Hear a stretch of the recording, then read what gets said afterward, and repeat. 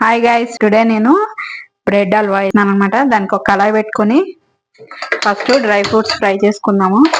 దానికోసం నెయ్యి వేస్ట్ ఏం అవ్వదు. తర్వాత మనము బ్రెడ్స్ ఫ్రై చేసుకోవాలి కాబట్టి నేను కొంచెం నెయ్యి ఎక్కువే తీసుకున్నాను. నెయ్యి కాగింది. నెయ్యి కాగాక ఫస్ట్ బాదం ఫ్రై చేసుకుందాం. జీడిపప్పులు తొందరగా మాడిపోతాయి, సో ఇది కొంచెం ఫ్రై అయిన తర్వాత అప్పుడు జీడిపప్పులు కూడా ఇందులో వేసుకున్నాం. ఈలోప డ్రై ఫ్రూట్స్ వేగుతూ ఉంటాయి. బ్రెడ్స్ ని ఇలా ఎడ్జెస్ మొత్తం కట్ చేసేసుకొని బ్రౌన్ కలర్ అంతా తీసేయాలి. నేను ఇవి వేస్ట్ చేయను, ఇది బ్రెడ్ గ్రామ్స్ కోసమని ఉంచుతాను అనమాట. దీన్ని ఇలా 4 పీసెస్ కట్ చేసుకోవాలి. ఇది కొంచెం ఫ్రై అయింది. ఇందులోనే కాజు పీసెస్ కూడా కట్ చేసుకుందాం. ఇవి కూడా గోల్డెన్ బ్రౌన్ వచ్చే వరకు ఫ్రై చేసుకోవాలి. మొత్తం అన్ని కూడా ఫ్రై అయిపోయాయి. వీటిని బౌల్లోకి తీసేసుకుందాం.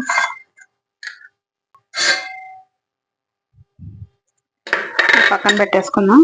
ఇందులోనే బ్రెడ్ స్లైసెస్ వేసుకొని ఫ్రై చేసుకుందాం. ఇది కూడా లో ఫ్లేమ్ లోనే ఫ్రై చేసుకోవాలి.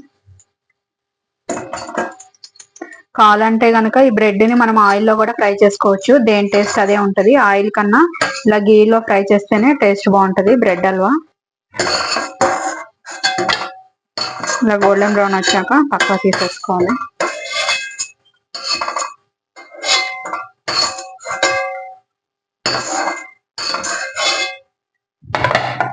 ఇంకో 4 పీసెస్ ఇలాగే వేయించుకున్నాం.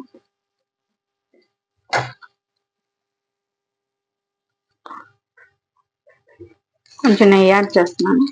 గోల్డెన్ బ్రౌన్ కలర్ వచ్చేలాగా నేను ఫ్రై చేసుకున్నాను అనమాట. ఇది పక్కన పెట్టేసుకుని సేమ్ అదే కడాయిలో నేను ఈ కప్పున్నర షుగర్ తీసుకుంటున్నాను. స్వీట్ ఎక్కువ తినేవాళ్ళు 2 కప్స్ కూడా వేసుకోవచ్చు. నార్మల్ గా తినేవాళ్ళు 1.5 కప్ వేసుకోవచ్చు. సేమ్ అదే కప్పుతో కప్పున్నర వాటర్. మనం షుగర్ ఎంతైతే తీసుకున్నామో అంతే తీగ పాకం వచ్చేలాగా దీన్ని పాకం పట్టుకోవాలి.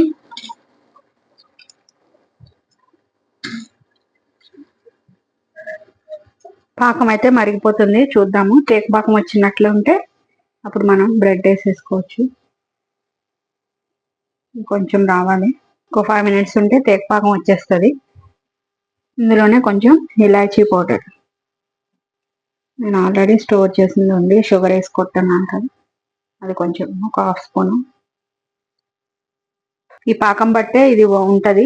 ఒకవేళ పాకం కనుక ముదిరిపోతే కనుక హల్వా అన్నది కొంచెం గట్టిగా అయిపోతుంది.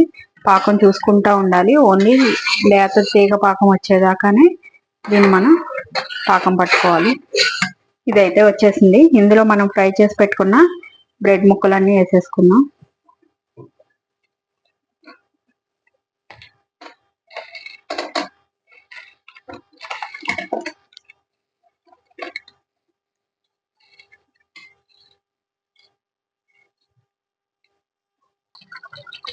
ఈ విధంగా ఉడుకుతుంది. ఉడికినప్పుడు కొంచెం మిల్క్, కాచి చల్లార్చిన పాలు కొన్ని పోస్తున్నాను. ఎక్కువ పోయకూడదు. ఒక 4 to 5 స్పూన్స్ మిల్క్, 60 ml పోస్తున్నాను నేను. కాచి చల్లార్చిన పాలు, కొంచెం కోవా, పచ్చి కోవా వేసుకోవాలి. ఇందులో టేస్ట్ బాగుంటుంది పచ్చి కోవా వేసుకుంటే.